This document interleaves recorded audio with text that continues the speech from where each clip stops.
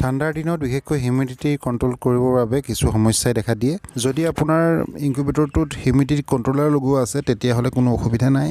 যিবিলাক manual incubator, এইটো দেখিছে, এই ইনকিউবেটৰটো মেনুৱেলি কৰিব লাগিব। আজিৰ ভিডিঅ'টোৰ জৰিয়তে আপুনি জানিব পাৰিব এনেধৰণৰ মেনুৱেল ইনকিউবেটৰ এটাত কেনেকৈ আপুনি হিউমিডিটি কণ্ট্ৰোল কৰিব পাৰিব। নমস্কাৰ, মই শৰৎ গগৈ, SG ৰংপুৰ চেনেললৈ আপোনাক স্বাগতম জনালোঁ। আহক তেতিয়াহ'লে আমি ভিডিঅ'টো আৰম্ভ কৰোঁ। ইনকিউবেটৰত হিউমিডিটি বনাবৰ বাবে আপোনাক লাগিব এনেধৰণৰ পানীৰ পাত্ৰ, আৰু এই পানীৰ পাত্ৰবিলাক বিশেষকৈ অলপ বহল মুখৰ হ'লে বেছি ভাল। আৰু মই এনেকৈ দুটা পাত্ৰ লৈছোঁ। পাত্ৰকেইটাৰ ওপৰত মই জালি লগাই দিছোঁ যাতে পোৱালি ওলালে ই পানীত সোমাই মৃত্যুমুখত নপৰে। তাৰপিছত প্ৰথমে আমি দুয়োটা পানীৰ পাত্ৰ একেলগে আমি নিদিওঁ, কাৰণ দুয়োটা দিলে হিউমিডিটি বেছি হৈ যাব। গতিকে আমি প্ৰথমে এটা পানী পাত্ৰ লওঁ। আমি যেতিয়া প্ৰথম ইনকিউবেটৰত কণীবিলাক দিওঁ তেতিয়া আমাৰ হিউমিডিটিৰ পৰিমাণটো ইমান বেছিকৈ নালাগে। 55 to 60 বা 60 ওপৰ, অলপ 65 হ'লেও কোনো অসুবিধা নাই। তেনেধৰণে অলপ কম হৈ থাকিব লাগে। তাৰপিছত যেতিয়া আমাৰ শেষৰ 3 দিন আহিব, শেষৰ 3 দিনত আমাৰ হিউমিডিটি বহুত বেছিকৈ লাগে। বিশেষকৈ হাঁহৰ কণীৰ কাৰণে 80%ৰ ওপৰত হ'ব লাগে। এতিয়া মই প্ৰথমে এটাই পাত্ৰ দিছোঁ।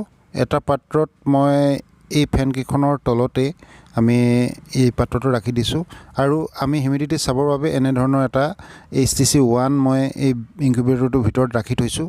আৰু এই HTC1ৰ সহায়ত আমি বাহিৰৰ পৰাই কিমান হিউমিডিটি হৈছে আমি চাব পাৰিম। এতিয়া মই পানীৰ পাত্ৰটোত পানী দি দিছোঁ। পাত্ৰটোত পানী দিওঁতে একেবাৰে ফুল কৰি নিদিব, অলপ গেপ ৰাখিব যাতে ফেনকেইখনৰ হাৱা সেই পাত্ৰটোত সোমাই হিউমিডিটি ক্ৰিয়েট কৰিব পাৰে। ইনকিউবেটৰবিলাকত যদি হিউমিডিটিৰ সমস্যাই দেখা দিয়ে তেতিয়াহ'লে আমাৰ হেচিঙৰ ৰেট কিছু কমি যায়। গতিকে এই ক্ষেত্ৰত কিছু গুৰুত্ব দিয়াটো আমাৰ প্ৰয়োজন। HTC1ৰ জৰিয়তে আমি হিউমিডিটি চাবৰ বাবে কিছু সময় অপেক্ষা কৰিব লাগিব, কাৰণ ইয়াৰ চেঞ্চৰটো ভিতৰত থকাৰ বাবে আমাৰ সময় অলপ দৰকাৰ হয়। গতিকে মই এই মেচিনটো অন কৰি লৈ মেক্সিমাম 2 ঘণ্টা মই অপেক্ষা কৰিব লাগিব, আৰু 2 ঘণ্টাৰ পিছতহে ইয়াৰ সঠিক আমি ৰিজাল্টটো পাম। ইয়াতে আপোনালৈ এটা সৰু ৰিকুৱেষ্ট থাকিল, আপুনি যদি মোৰ চেনেললৈ প্ৰথম আহিছে তেতিয়াহ'লে ছাবস্ক্ৰাইব কৰিব, লগতে বেল আইকনটো দবাই অল কৰি ল'ব, আৰু ভিডিঅ'টো চাই যদি আপুনি ভাল পায় লাইক কৰিবলৈ একেবাৰে নাপাহৰিব। 2 ঘণ্টা সময় অপেক্ষা কৰাৰ পিছত মই এতিয়া বক্সৰ ভিতৰত কিমান হিউমিডিটি বাঢ়িছে সেইটো চেক কৰিব লাগিব। ব'লক চাওঁ। এতিয়া এই গ্লাছখন দেখিছে, গ্লাছখন ধোঁৱা হৈ গৈছে ভিতৰৰ ফালে। আৰু ঠাণ্ডা দিনত এইটো হয়, ঠাণ্ডাৰ দিনত বাহিৰৰ টেম্পাৰেচাৰ কম আৰু ভিতৰত বেছি হোৱাৰ বাবে এনে হৈছে। এতিয়া হাইগ্ৰমিটাৰটোলৈ লক্ষ্য কৰক। HTC1টো, HTC1ত দেখুৱাইছে হিউমিডিটি 61। এতিয়া মই 2 ঘণ্টাৰ পিছত চালোঁ 61 হৈছে, আৰু হয়তো অলপ বাঢ়িব পাৰে, 65লৈ যাব পাৰে। আমি যদি ইনকিউবেটৰত কুকুৰাৰ কণী দিওঁ, প্ৰথম অৱস্থাত কুকুৰাৰ কণীৰ বাবে 55 to 60 এনেকৈ লাগে হিউমিডিটি। অলপ বেছি হ'লেও কোনো প্ৰব্লেম নহয়। যদি আমাৰ 65ও যদি হৈ যায় তেতিয়াহ'লে কোনো প্ৰব্লেম নহয়। এতিয়া আমাৰ ইয়াতে 60, 61 এনেকৈ দেখুওৱা আছে। আমি যদি হিউমিডিটিৰ বাবে কণ্ট্ৰলাৰ লগাই থৈ দিওঁ তেতিয়া কণ্ট্ৰলাৰত আমি এই প্ৰথম এসপ্তাহৰ পিছত আমি অলপ বঢ়াই দিব পাৰোঁ। এনেধৰণৰ ইনকিউবেটৰবিলাকত আকৌ তেনেকৈ বঢ়াই দিব নোৱাৰি। গতিকে ইমান প্ৰব্লেম নহয়, হেচিং ৰেট এটা ভালেই পোৱা যায়। হিউমিডিটিৰ বঢ়োৱাৰ ক্ষেত্ৰত বহুতে বহুত ধৰণে কয়, আৰু কিছুমানে এনেকৈ পানীৰ পাত্ৰত ফৰ্ম দি দিয়ে, আৰু কিছুমানে পানীৰ পাত্ৰটো মাটিৰ দিয়ে। এনেধৰণে কৰিলেও হিউমিডিটি বাঢ়ে, কিন্তু বেছি সময়লৈ ই স্থায়ী নহয়। অলপ পিছত যেতিয়া ফৰ্মটো শুকাই যাব, ফৰ্মটো ওপৰডোখৰ যেতিয়া শুকাই যোৱাৰ লগে লগে হিউমিডিটি আকৌ কমি যাব। কাপোৰখন তেনেকৈ যদি আঁৰি দিয়া হয়, কাপোৰখনো যেতিয়া অলপ শুকাই যোৱাৰ পিছত আকৌ তিয়াই পিনে দিব লাগিব, নহ'লে হিউমিডিটি কমি যাব। এনেকৈ যদি ফেনৰ ওচৰত যদি আমি পানীৰ পাত্ৰটো দিওঁ তেতিয়াহ'লে ই কমি কেতিয়াও নাযায়। এনেধৰণে দিলে এটা কথা কিন্তু লক্ষ্য কৰিব লাগিব, পানীৰ যিটো পাত্ৰ দিওঁ সেই পাত্ৰটো একেবাৰে সম্পূৰ্ণকৈ দিব নালাগে, অলপ মাজত ৰাখিব লাগে ইয়াৰ লেভেলটো। আৰু একেবাৰে কমি গ'লেও হিউমিডিটি আকৌ বেছি হৈ যাব। গতিকে যদি আমি কণ্ট্ৰলত ৰাখিব হয় তেতিয়াহ'লে আমি এটা মিডল পইণ্টত ৰাখি পানীৰ পাত্ৰটোত পানী দিলে ইয়াৰ আমি যিটো বিচাৰোঁ সেইটো পোৱা যায়। এইবাৰ মই দুয়োটা পাত্ৰ বহাই দিম আৰু ইয়াত দুয়োটা পাত্ৰতে মই 50% পানী দি দিম আৰু পানীবিলাক সাধাৰণতে ঠাণ্ডাৰ দিনত ঠাণ্ডা পানী অলপ কুহুমীয়া গৰম পানী দিলে ভাল তেতিয়া হিউমিডিটি খুব সোনকালে হয় নহ'লে পানীখিনি গৰম হ'বলৈ বহুত সময় লাগে গতিকে অলপ কুহুমীয়া পানী ইয়াত ঢালি দিব তেতিয়া হিউমিডিটি খুব সোনকালে আমাৰ লেভেলত আহিব গতিকে মই এতিয়া দুইটা পানীৰ পাত্ৰ দি দিলোঁ দি লৈ আকৌ 2-3 ঘণ্টা অপেক্ষা কৰিব লাগিব অপেক্ষা কৰাৰ পিছত আমাৰ হিউমিডিটি আকৌ মই চেক কৰিম কিমান হ'ল এই পানীৰ পাত্ৰকেইটা আমি যদি কুকুৰাৰ কণী দিওঁ তেতিয়াহ'লে আপুনি 18 দিনলৈকে যেতিয়া লৰাব 18 দিন লৰাই শেষত আপুনি পানীৰ পাত্ৰ দুইটা বহাই দিব আৰু তেতিয়া আৰু ঢাকনিখন খুলি নাথাকিব হিউমিডিটি আকৌ কমি যাব যদি পানী শুকাই যায় তেতিয়াহে আপুনি আকৌ পাত্ৰকেইটা পানী ভৰাই দিব গতিকে এই 18 দিনৰ পিছত আমাৰ হিউমিডিটি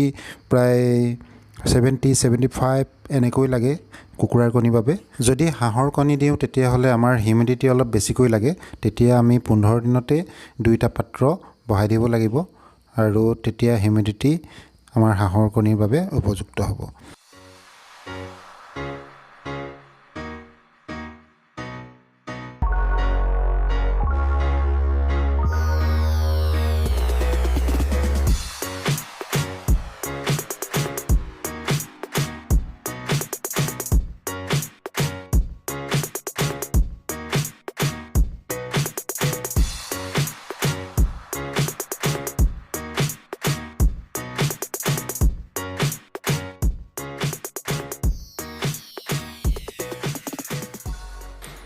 2 ঘণ্টাৰ পিছত মই আকৌ এতিয়া ইনকুবেটৰটো মই চাইছোঁ এতিয়া ভিতৰ ফালে চক ইয়াৰ 72 ইয়াৰ পাৰ্চেন্টেজ হৈছে ইয়াৰ হিউমিডিটি এতিয়া এই যেটো পাৰ্চেন্টেজ হৈছে এইটোৱে কুকুৰাৰ কণীৰ বাবে উপযুক্ত এতিয়া আৰু কিছু সময় পিছত মই আকৌ এবাৰ চাইছোঁ গ্লাছখন সম্পূৰ্ণ ধোঁৱা হৈ গ'ল ইয়াত পানী ভাপ লাগি আকৌ পানীৰ টোপাল জমা হৈ গ'ল গতিকে আমি বাহিৰৰ পৰা একো চাব পৰা নাই মই এতিয়া খুলি চাব লাগিব আৰু এনেকৈ যদি ভাপ নোহোৱাকৈ ৰাখিব বিচাৰে তেতিয়াহ'লে ওপৰতে এখন কাপোৰ পাৰি দিব তেতিয়া এনেকৈ ভাপ গ্লাছখনত নাহে আপুনি চাবৰ সময়ত বাহিৰৰ পৰা চাব পাৰিব তাৰ পিছত এতিয়া মই খুলি চাওঁ ভিতৰত ইয়াৰ হিউমিডিটি কিমান বাঢ়িছে আৰু এই ইনকুবেটৰটো হাঁহৰ কণীৰ বাবে উপযুক্ত হয় নে নহয় হেখৰ ফালে যদি এনেকৈ হিউমিডিটি যদি কম হৈ থাকে তেতিয়াহ'লে পোৱালিবিলাক খোলাৰ পৰা ওলাব অসুবিধা হয় আৰু খোলাটো টাইট হৈ পৰে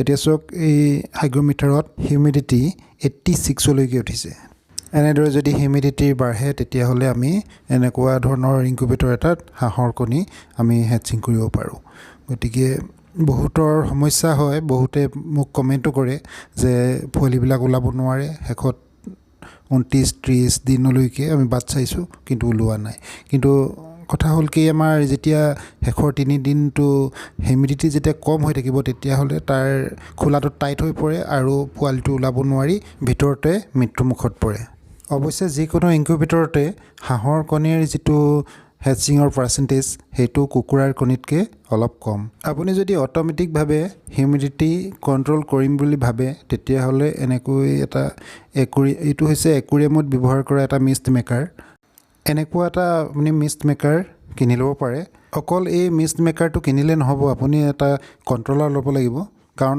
এই মিষ্ট মেকাৰটোৱে এনি টাইম যদি হিউমিডিটি ক্ৰিয়েট কৰি থাকে তেতিয়াহ'লে বহুত বেছি হিউমিডিটি হৈ যাব পাৰে গতিকে ইয়াক কন্ট্ৰোল কৰিবৰ বাবে কন্ট্ৰোলাৰ পোৱা যায় আৰু সেই কন্ট্ৰোলাৰ লগালেহে আপুনি কন্ট্ৰোল কৰিব পাৰিব আৰু তাৰ বাবে মই এখন কন্ট্ৰোলাৰ দেখুৱাইছোঁ এইখন হৈছে Axis M452 আৰু এইখন DC মডেল আৰু ইয়াত টেম্পাৰেচাৰ আৰু হিউমিডিটি আমি দুইটা কন্ট্ৰোল কৰিব পাৰোঁ এই কন্ট্ৰোলাৰটো চলাবৰ বাবে এটা 12 ভোল্টৰ এডাপ্টাৰ লাগিব আৰু ইয়াৰ মই সেটিংছৰ বিষয়ে এটা ভিডিও বনোৱা আছে মোৰ লিংক থাকিব আপুনি লিংকত গৈ আপুনি এই ইয়াৰ সেটিংটো চাই ল'ব পাৰে গতিকে এনেকৈ এটা ইনকিউবেটৰত আমি হিউমিডিটি কণ্ট্ৰল কৰিব পাৰোঁ আৰু যদি কিবা আপোনাৰ নজনা কথা আছে কমেণ্ট কৰিব মই যিমান পাৰোঁ জনাবলৈ চেষ্টা কৰিম আৰু যদি কিবা ভিডিঅ' বনাব লাগে কেনেধৰণৰ ভিডিঅ' বনাব লাগে আপোনালোকে উল্লেখ কৰিব